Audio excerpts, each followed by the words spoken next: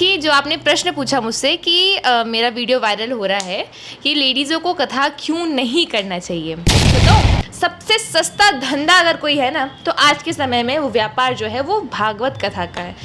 आपका वीडियो और वायरल हुआ था। आस्था माँ एक सुनी होंगी, किन्नर अखाड़ा की हैं, वो कुछ हैं महामंडलेश्वर जो भी हों, उन्होंने आपका एक पर्चा फाड़ दिया था। आपको याद है, देखा होगा आपने वीडियो। उन्होंने एक कमेंट किया हुआ था, जब से कथा बिकने लगी मंडी में, क्या अंतर रहा ब्यास और रंडी में। मतलब आपको इतना अभद्र शब्द जया किशोरी ने मासिक धर्म के बारे में बताया कि मासिक धर्म जो है वो नेचुरल है, इस पवित्र माना जाएगा। जबकि हम देखते हैं कि जो स्त्रियां होती हैं, जब उनका मासिक धर्म होता है तो मंदिर में जाने से भी वो कतराती हैं, अपवित्र अपने आप को समझती हैं। क्या, किस नज़र से आप देखती हैं? गालियाँ कौन देते हैं? जिनके अंदर ना फ्रस्ट्रेशन भरा होता है, जिनके अंदर कॉन्फिडेंस की कमी होती है, जो दूसरे व्यक्ति को कुछ अच्छा करते हुए नहीं देख सकते, बस वही लोग गालियाँ देते हैं। तो ये उन्हें वो बोल रही है नीलाम भुजंग, मतलब आप भगवान श्री राम जी को नीला भुजंग कहते हैं सांप को, तो आप भगवान श्री राम जी को सांप कह रही हैं, नीला सांप। और फिर सीता जी को, मतलब क्या है ये? 2 कौड़ी का ज्ञान, इसे 2 कौड़ी का ज्ञान कहते हैं। नमस्कार दर्शकों, आप देख रहे हैं रिसर्च इंडिया न्यूज। आज हमारे साथ में एक शख्सियत बैठी हुई हैं जो किसी पहचान की मोहताज नहीं है।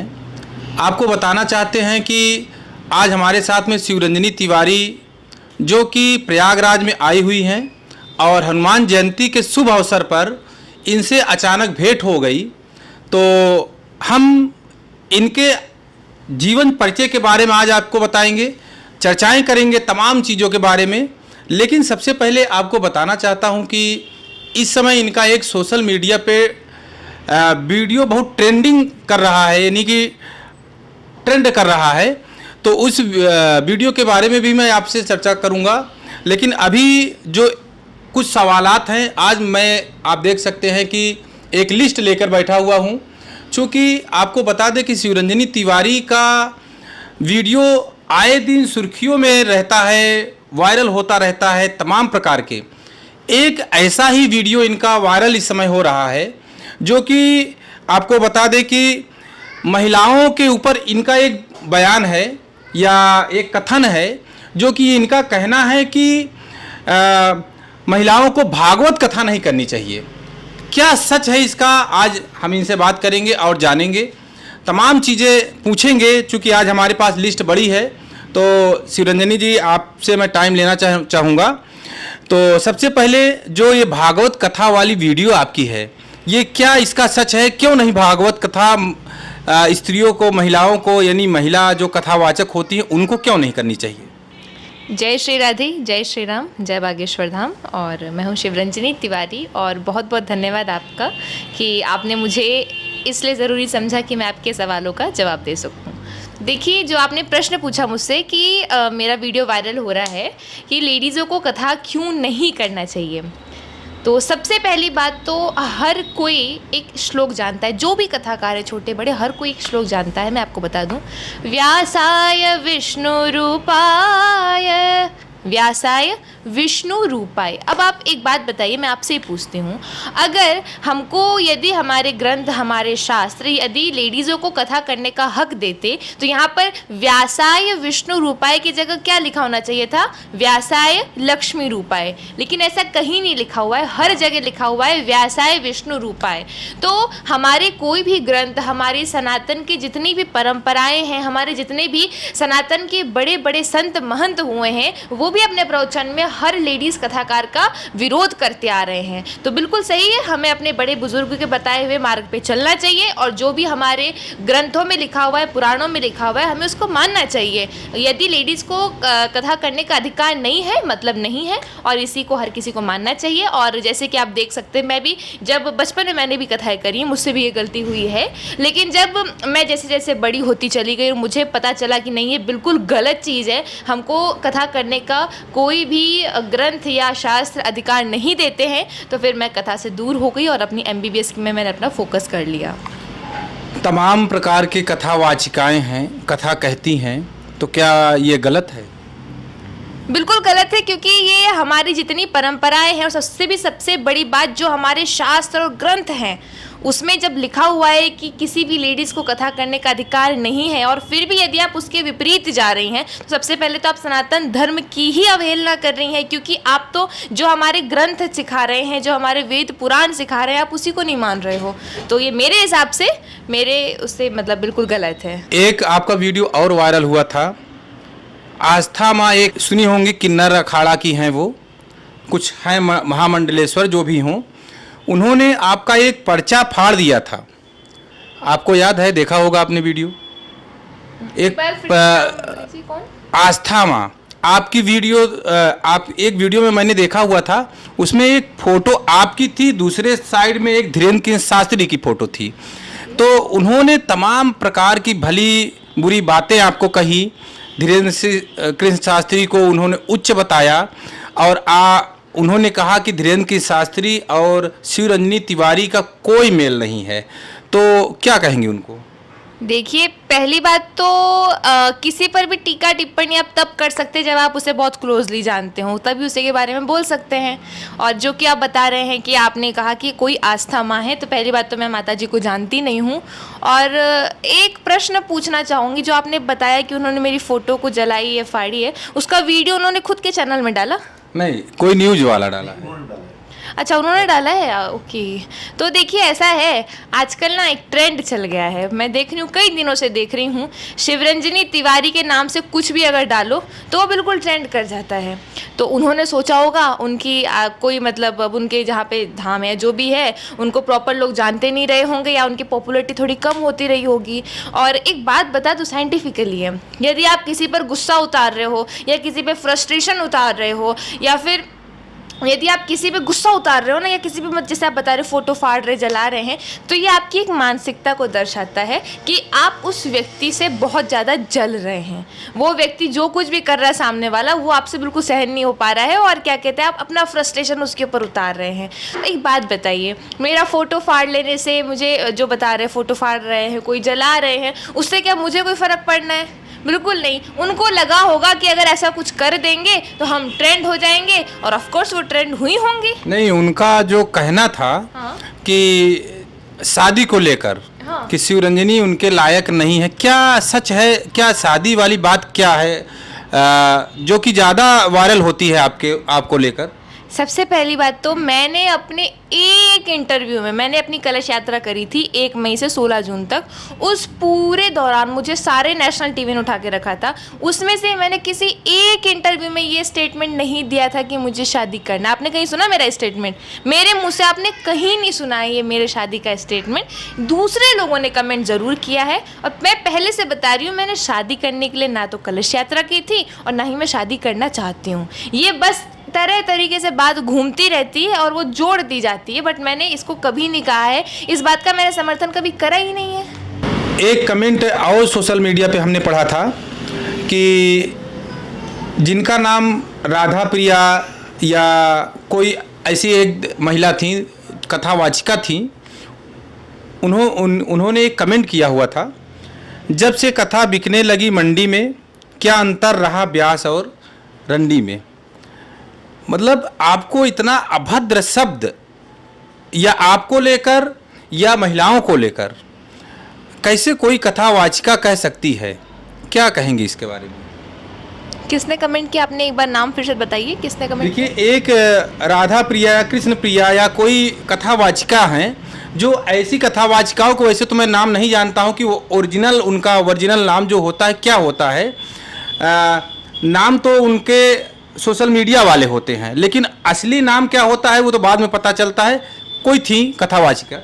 देखिए, ऐसा है, जब से मैंने कहा ना, एक्चुअली ना, क्या हमारे देश में ये ना प्रॉब्लम है, अगर हम सच के लिए आवाज़ उठाते हैं ना, तो जितने लोग झूठ की बुनियाद पर, झूठ के सहारे चढ़ते रहते हैं ना, उनको बहुत ज़्यादा जलन हो जाती है। क्यों? क्योंकि उनको लगता है ना, अरे ये क्या हो गया हमारे साथ में, हमारा सच क्यों सामने आ रहा है। जैसे आप बता रहे हैं कि इतना बड़ा अभद्र कमेंट कर रही हैं। सबसे पहली बात तो, इन जो भी देवियाँ, आंटियाँ, माता जी जो भी कमेंट करती हैं ना, इनको तो सबसे पहली बात, ये पूरे फर्जीवाड़े में फंसी हुई हैं। अब एक बात बताइए, ये आज तक अपना रियल नाम क्यों नहीं लिखती हैं? अपना पूरा नाम लिखो कि मैं फूलवती हूँ, कलावती हूँ, इंद्रवती हूँ, जो भी आप वती हैं, मैं इस गांव से हूँ। जैसे कि फुलेरा हो गया, जतेरा हो गया, खुजली गांव हो गया, जो भी हो गया। जैसे मैं अपना उदाहरण देती हूँ, मैंने स्टार्टिंग से अपना हर जगह नाम लिया है, मैं शिवरंजनी तिवारी हरिद्वार से हूँ, ठीक है। तो वैसे ऐसी कोई भी कथाकार नहीं जो अपना पूरा नाम लिखे और रियलिटी में मतलब अपना गांव जहाँ पर रहती हूँ या स्थान जो भी है उनका,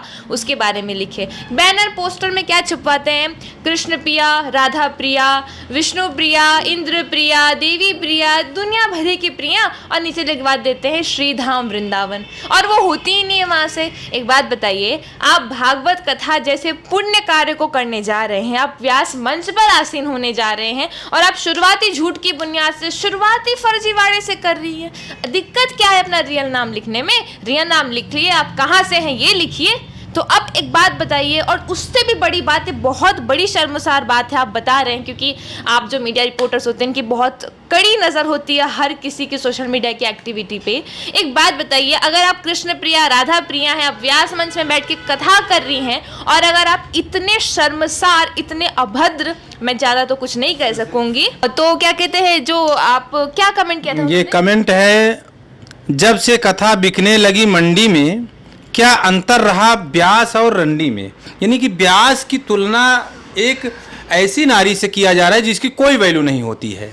तो क्या कहना, ब्यास और रंडी का क्या मतलब आप समझे? ये किस तरह का कमेंट है? पहली बात तो मुझे यही समझ नहीं आ रहा। आप अपने आप को एक और कथाकार कह रही हैं, कृष्ण प्रिया, राधा प्रिया, वल्लभा प्रिया, जो भी आप अपने आप को कह रही हैं, उसके बाद में आप इस तरह का कमेंट पास कर रही हैं, तो डेफिनेटली आपकी मेंटेलिटी बता रही है कि आप किस मेंटेलिटी के हैं, किस लेवल से बिलोंग करते हैं, और आपका स्तर कितना है। धन्य है वो लोग जिन्होंने आपको कथा करने बुलाया, धन्य है वो लोग जो आपको बुलाते हैं। इतना सा ज्ञान तो 2 कौड़ी का होता नहीं है इन लोगों में, और चले व्यास में मंच में कथा करने के लिए, ना नाम सही लिखते हैं, ना अपना स्थान सही लिखते हैं। और एक बात बताऊं, आजकल ना सबसे सस्ता अगर कोई धंधा हो गया है, क्योंकि मैं बिल्कुल इसको ऐसे ही बोलूंगी, इस तरह से अगर मुझे अगर कमेंट पास किया है, और उसके बाद में सबसे बड़ी बात, मुझे दुख नहीं होता कोई अगर आम व्यक्ति करता है ऐसे कमेंट पास, एक कथाकार ने इस कमेंट को पास किया है। एक बात बताइए, एक बात बताऊं, सबसे सस्ता धंधा अगर कोई है ना, तो आज के समय में वो व्यापार जो है वो भागवत कथा का है। पुस्तकें मिलती हैं, और उससे भी बड़ी बात है, आजकल यूट्यूब हो गए भगवान। किसी की भी मतलब 7 दिन की कथा को बढ़िया से लिख लो और चलो कथा करने। ना संगीत का ज्ञान, ना वेद का ज्ञान, ना शास्त्र का ज्ञान, सबको मतलब कुछ नहीं है, बस चले हैं अधजल गगरी छलकत जाए। बस अधूरा तो ज्ञान, अधूरा भी मत कहो, 1/4 भी मत कहो, पता नहीं कौन सा पार्ट कहूँ मैं, इतना सा ज्ञान लेके चले 2 कौड़ी भर का, और चले पूरी दुनिया को ज्ञान देने के लिए। एक बात बताओ, इनको ये सब करने का अधिकार दिया किसने? मैं तो हर जगह कहती हूँ, हमारे समाज को कई लोग होते हैं ना कि दूसरों को सुधारने चले होते हैं, मैं तो उनको कहती हूँ, दूसरे लोग समाज तब सुधरेगा जब पहली बात तुम सुधरोगे। एक बात बताओ, आप एक कथाकार होने के बाद में इस तरह का अगर कमेंट पास करते हो, तो फिर आपके जो फॉलोवर्स हैं, कुछ ना कुछ तो फॉलोवर्स होंगे ही उनके, जब इतनी बड़ी कथाकार हैं तो उनके फॉलोवर्स उनसे क्या सीखेंगे? और बिल्कुल सही बात है, और आप जैसे ही लोगों ने इस भागवत कथा जैसे पुण्य कार्य को व्यापार, सिंपल धंधा बना के रखा है। कोई बात नहीं, इंडिया एक डेमोक्रेटिक कंट्री है, हर किसी को अपना अपना जो भी चाहे वो कर सकता है। आप करिए, आपको जो मन करे, आप जो व्यापार चाहती हैं वो करें, बट प्लीज़ आपसे मेरा हाथ जोड़कर पैर पड़ के निवेदन है कि किसी को भी ऐसा कमेंट पास ना करें, और श्रीमद् भागवत महापुराण को व्यापार बिल्कुल ना बनाए, धंधा बिल्कुल ना बनाए, जो कि आपके जैसे ही लोगों ने बना के रखा है। यही मैं कहूँगी इनके लिए। क्या आपको लगता है क्या उनको ज्ञान में कहीं कमी है? पूरी कमी है, पूरी कमी। एक बात बताओ, मैं अभी ना मेरे अभी एक्चुअली प्रैक्टिकल चलते रहते हैं, मैं ज़्यादा तो नहीं देखती हूँ।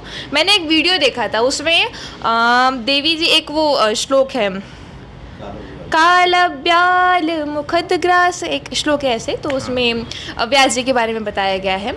तो वो देवी जी बोल रही है काल व्यास, ओके। तो मतलब आप व्यास जी को काल बता रहे हो, और दूसरी एक और वीडियो बता रही हूँ मैं, उसमें वो है स्तुति है, वो नीलाम्बुजम श्यामल कोमलांगम, एक स्तुति है, तो उसमें वो बोल रही है नीलाम भुजंग, मतलब आप भगवान श्री राम जी को नीला भुजंग कहते हैं सांप को, तो आप भगवान श्री राम जी को सांप कह रही हैं, नीला सांप, और फिर सीता जी को, मतलब क्या है ये? 2 कौड़ी का ज्ञान, इसे 2 कौड़ी का ज्ञान कहते हैं। जाइए पढ़िए वृंदावन में काशी में, बनारस में इतनी बड़ी बड़ी पीठ है, इतने बड़े बड़े विद्यालय हैं, जाइए वहाँ पे जाके अध्ययन करिए ना। वो तो बैठे हैं आप सभी को सिखाने के लिए, बड़े बड़े वेदाचार्य हैं, उनकी संगति में रहिए। ये यूट्यूब का ज्ञान मत लीजिए, ये 2 कौड़ी का ज्ञान मत सीखिए, पुस्तकें रट के मत चलिए व्यापार करने के लिए। तो क्या इनके कोई गुरु तो होते होंगे ना, जो इनको सिखाए हैं ये कथा कुछ नहीं होते, कोई गुरु नहीं होते इनके, कोई गुरु नहीं होते। अगर डेफिनेटली अगर किसी का अगर एक गुरु भी होते हैं ना, तो वो बहुत ज़्यादा मतलब वेद के ज्ञाता। देखो गुरु का एक ही काम होता है, अपने चेले को एक लाइन में लाना। और जब एक बात बताइए, खुद ही सोच के देखिए, अब अगर शिष्य अगर ऐसा उच्चारण करेगा काल व्यास, और अगर गुरु वहाँ बैठे होंगे तो टोकेंगे नहीं? नीलम भुजंग अगर वो ऐसा उच्चारण करेंगे तो गुरु टोकेंगे नहीं? इनके गुरु होते ही नहीं। और सबसे बड़ी बात तो ये है, एक बात बताऊं, आप भी जैसे जानते हैं, श्रीमद् भागवत महापुराण करने का अधिकार केवल ब्राह्मणों को है। ये बात सही है कि नहीं है? बिल्कुल ब्राह्मणों को ही अधिकार है। और आजकल तो देखें तो हर समाज जाके व्यासपीठ में बैठ रही है। नहीं तो कथा तो देखिए देवकी नंदन ठाकुर भी करते हैं। वो तो ब्राह्मण है ना। अच्छा, मुझे भी प्रॉपर नहीं पता है, लेकिन मैं ये नहीं जानती कौन किस जाति से या किसी समाज से बिलोंग करता है। मैं ये कह रही हूँ कि जो हमारे वेद कह रहे हैं, जो हमारे शास्त्र हमें सिखा रहे हैं, हमें वो मानना चाहिए। मैं खुद कथाओं से दूर हुई हूँ, क्योंकि जब मैं बड़ी हुई और मैं जब मुझे लगा कि नहीं, मैं बिल्कुल धर्म के बिल्कुल अपोजिट में काम कर रही हूँ, क्योंकि जब मैं अपने वेद को ही नहीं मान रही हूँ तो मैं बिल्कुल अपोज कर रही हूँ अपने धर्म का, तो फिर मैं अपने तो क्या आपको शास्त्र और वेदों को क्या पढ़ती हैं? चूँकि आप MBBS की छात्रा हैं और श्लोक और कथन का आपको बड़ा नॉलेज है। ये कहा था उन्होंने, ये कहा था उन्होंने, आपने अभी जैसे कि 1-2 उदाहरण करके बताया, तो क्या आप क्या पढ़ी हैं? मैंने अपना जो अध्ययन किया है, मेरे गुरुदेव जी थे, वो मेरे बेचारे गुरुजी ब्रह्मलीन हो गए हैं, और जगत गुरु श्याम देवाचार्य जी महाराज जबलपुर से उनके बिलोंग करते थे। तो मैंने उनके पास में अपने बचपन में, जब मुझे अभी भी याद है, मैं बहुत छोटी थी, तब मैं रिकॉर्डिंग में जाती थी, तो मैं वहाँ पर मैंने गुरुदेव जी के पास में मतलब कंटिन्यू मैंने 3-4 साल में मैं जब जाती थी अपनी, क्योंकि मैं स्कूल से ही मैंने ब्रेक नहीं लिया, जिससे मेरी छुट्टियां होती थी, तो 2 महीने 3 महीने 4 महीने ऐसे करके मैंने गुरुजी से मैंने बहुत सारा कुछ सीखा है। और जो जगत गुरुजी श्याम देवाचार्य जी महाराज हैं, जो जबलपुर से हैं, नरसिंह पीठाधीश्वर हैं, उनसे मैंने अपने बचपन में सब कुछ सीखा है। जया किशोरी ने मासिक धर्म के बारे में बताया कि मासिक धर्म जो है वो नेचुरल है, इस पवित्र माना जाएगा। जबकि हम देखते हैं कि जो स्त्रियां होती हैं, जब उनका मासिक धर्म होता है तो मंदिर में जाने से भी वो कतराती हैं, अपवित्र अपने आप को समझती हैं। क्या किस नज़र से आप देखती हैं? देखिए, अब दीदी के ऊपर तो मैं पर्टिकुलर कमेंट नहीं करूँगी, क्योंकि कई लोग कहते हैं, कई लोग क्या सभी लोग कहते हैं, इतने वीडियो चल रहे हैं उनके कि उन्होंने इसको श्रीमद् भागवत महापुराण को बिजनेस बना के रखा है। ऐसा कई लोगों का मतलब एक सोच है और वो ऐसा फॉलो नहीं करती हैं। और चूँकि उन्होंने, आप बता रहे हैं, ऐसा कहा है कि मासिक धर्म में अपवित्र होता है और उसमें कथा कर सकते हैं, ऐसा उन्होंने कुछ कहा है, आप लोग बता रहे थे। तो देखिए, ये बात उनकी बातों से लग रहा है कि वो पवित्रता को दर्शाती हैं, यानी नेचुरल कह रही हैं। नेचुरल तो है भाई, सही बात है, लेकिन वो पवित्र है, ये पवित्रता को दर्शाती, यानी कि कहने का मतलब ये है कि आप मासिक धर्म होते हुए भी कथा कर सकती हैं। नहीं, ये तो बिल्कुल गलत है। मासिक धर्म में होते हुए तो बिल्कुल भी कथा नहीं कर सकते। सबसे पहली बात तो लेडीज़ को कथा करने का अधिकार नहीं है। उसके बाद में भी पीरियड्स में तो कथा करने का अधिकार बिल्कुल भी नहीं है। सब जानते हैं पीरियड्स में जो हमारी लेडीज़ें होती हैं, महिलाएं होती हैं, वो मंदिर तक नहीं जाती हैं। और ये जो पूरे रूल्स एंड रेगुलेशंस हैं, ये हमारे बुज़ुर्ग लोग ने, जो कि हमारे सनातन धर्म के आधारशिला रहे हैं, जो कि हमारे धर्म के आधारशिला रहे हैं, उन सभी लोगों ने ये रूल्स एंड रेगुलेशन हमारी भलाई के लिए बनाए। एक बात बताइए, जैसे बोलते हैं कि ना जब पीरियड्स होते हैं तब अचार को नहीं छूना चाहिए, नहीं खाना चाहिए। अचार में क्या होता है, देखो विटामिन सी, उसके कुछ नुकसान है तो उसके कुछ फ़ायदे अगर है तो उसके नुकसान भी बहुत सारे हैं। मैं खुद जाती हूँ, अपना एक्सपीरियंस बता रही हूँ, मैं अनाथ आश्रम वृद्धाश्रम में मार्कंडे दर्दनाशक तेल का निःशुल्क वितरण करने जाती हूँ। और वहाँ पर जब हम देखते हैं, जो जितने भी हमारे जो दादा दादी होते हैं, नाना नानी की उम्र के जितने होते हैं, सबको हम निःशुल्क देते हैं मार्कंडे दर्दनाशक तेल। घुटना, कमर, गठियावात, साइटिका, जोड़ों का दर्द सब ठीक हो जाता है। जाता है, ठीक है। और जैसे ही अगर वो नींबू खा लेते हैं या दही बड़ा खा लेते हैं, या उससे भी छोड़ दीजिए, कभी कभी इमली भाई मन हो गया खा लिया है, चटनी वगैरह खा लेते हैं, आंवला अचार खा लेते हैं, तो फिर अब चूंकि अब सप्लाई हम जल्दी नहीं कर पाते, थोड़ा बहुत डिले हो जाता है, तो उनकी जो वो क्या बोलूँ, वो दर्द है, जो उनका कराहना होता है ना दर्द से, वो मैं खुद देखी हूँ। तो मुझसे ये सब नहीं देखा जाता है। और विटामिन सी का ही नुकसान है ये। और विटामिन सी जो कि अचार में भी होता है, तो अगर हमारे बूढ़े बुजुर्ग लोगों ने कहा है कि उस पर्टिकुलर पीरियड में मत खाइए और उसको मत छूइए, ठीक है ना, केवल 5 दिन की साइकिल होती है, इट्स ओके, 5 दिन तक आप मत खाइए, उसके बाद में आप खा सकते हैं। बट लेकिन बूढ़े बुजुर्ग लोगों ने, जो कि हमारे सनातन धर्म के आधारशिला हैं, उन्होंने जो भी कुछ कहा या समझाया या बताया है, हमें अगर अपने आप को अगर हम सनातनी मानते हैं तो हमें उनकी अवहेलना नहीं करनी चाहिए। तो कथावाचिका की आपकी नज़र में एक योग्यता क्या होती है? जैसे कि पुरुषों में एक योग्यता होती होगी ना, तब तो कथा कहने का अधिकार है, तो इनकी क्या योग्यताएं होनी चाहिए? सबसे पहली बात तो लेडीज को कथा करनी ही नहीं चाहिए। आप श्रीमद् भागवत महापुराण का जो अनुष्ठान होता है, आप उसमें मत जाइए। आप 3 दिन की हरि की कथा सुनाइए, कृष्ण चरित्र सुनाइए, जो भक्तमाल के चरित्र होते हैं, भगवान के चरित्र होते हैं, आप उसको सुनाइए। मेरा केवल एक ही ऑब्जेक्शन है, श्रीमद् भागवत महापुराण इसको करने का अधिकार किसी भी लेडीज़ को नहीं देता। हमारे ग्रंथ और जो उपन्यास हैं हमको नहीं देते हैं, उसको मत जाइए। और उसके तरफ देखिए, मीराबाई भगवान की भक्त थी, ठीक है, और उसके बाद में गणिका भी थी और शबरी भी थी, सभी लोग भगवान के भक्त रहे। तो आप कृष्ण चरित्र करिए 3-4 दिन के, आप ऐसी कथा सुनाइए बैठ के, भगवान के भक्तमाल के चरित्र सुनाइए, सत्संग कराइए, भक्तों को भगवान से जोड़िए, आप ये सब करवाइए। बट भागवत कथा में आप लोग पर्टिकुलरली पार्टिसिपेट मत करिए, और ये अधिकार हमको क्योंकि नहीं है। और रही बात योग्यता की, तो सबसे पहले तो देखिए, भगवान की भक्ति में कोई भी योग्यता नहीं होती मेरे हिसाब से। लेकिन यदि आप अपने सामने अगर आप कुछ लोगों को भीड़ जमा करके अगर आप कुछ उपदेश कर रहे हैं, तो आपको प्रॉपर जिस उपदेश के तौर पे बोल सकते हैं। हाँ, उपदेश के तौर पे अगर आप मान लो, जस्ट सपोज कि अगर आप भक्त की मतलब भगवान की चरित्र की कथा ही कर रहे हैं, तो आपको उस पूरी चरित्र की कथा कंठस्थ होनी चाहिए। एक संस्कृत के श्लोक बिल्कुल कंठस्थ होने चाहिए, और बिल्कुल व्याकरण के सहित। तो ये सब जो है, मुझे लगता है कि योग्यता होनी चाहिए। क्योंकि आप जो कुछ भी सुना रही है, मैटर नहीं करता आपको कितना आता है, मैटर ये करता है आप कितना समझा रहे हैं और कितना सही समझा रहे हैं। जो भी आप समझा रहे हैं बिल्कुल ट्रू समझाइए, व्याकरण को सोच समझ के पढ़ लिख के समझाइए। और किसी भी तरह से सामने वाले को, जैसे देखिए सनातन धर्म पर तो ना हमेशा लोग उंगली उठाते ही रहते हैं। और देखिए, जैसे अब देवी जी ने बोला, मैं अपना दिल का दर्द सुना रही हूँ, जैसे उन्होंने बोल दिया काल व्यास, ये तो बोल के हट गई साइड। अब सनातनियों को तो दर्द हुआ। आप विरोध कर रही हैं, एक तरह से गाली भी पड़ेगी आपको। बिल्कुल पड़ेगी। देखिए, जैसे काल व्यास उन्होंने बोला, भगवान व्यास जी को उन्होंने काल बता दिया। एक बात बताइए, हम सनातनियों को सबको दर्द हुआ, लेकिन जो हमारी दूसरी जातियाँ थी उनको हंसने का मौका दिया। अब देखिए, ऐसा है कि होता क्या है कि जैसे जो पब्लिक होती है, पब्लिक को आप कथा सुना रहे हैं, कुछ ही लोग उसमें, लगभग 1% लोग जानकार होते हैं, नहीं तो कथा केवल सुनने भर जाते हैं, है कि नहीं। लेकिन जो कथावाचिकाएं होती हैं उनको ज्ञान होता है। तो आज आप उल्लंघन कर रही हैं, एक तरह से विरोध कर रही हैं उनका, तो कल को फिर से आपके ऊपर टिप्पणी पड़ेगी, चूँकि आपको गाली पड़ती आई है कि नहीं। क्या कहेंगे? आजकल तो ना लोगों की बातें सुनने का ना, ऐसा मतलब क्या कहें, एक ना एडिक्शन हो गया है। एडिक्शन भी नहीं कहेंगे, मतलब कुछ फ़र्क ही नहीं पड़ रहा है बिल्कुल ना। एक स्लोगन है एक्चुअली, तो जैसे हम लोग प्रैक्टिकल में भी देते हैं, तो कई बार हमारे प्रैक्टिकल्स अच्छे नहीं जाते हैं, बिल्कुल डेफिनेटली सी बात है, नहीं जाते हैं अच्छे, बिल्कुल फ्रैंक बता रही हूँ मैं। अभी जस्ट होके ही आ रहे, ख़त्म ही हुआ अभी जस्ट। तो जैसे वहाँ से बाहर आए हम, तो मेरा एक स्लोगन है, मैं उसको बिल्कुल गुरु मंत्र ही कह लो, और मैं उस चीज़ को सोच के ना सब कुछ भूल जाती हूँ। और वो ये है, everything is temporary, don't get attached, just feel with the moment and enjoy your life, ठीक है।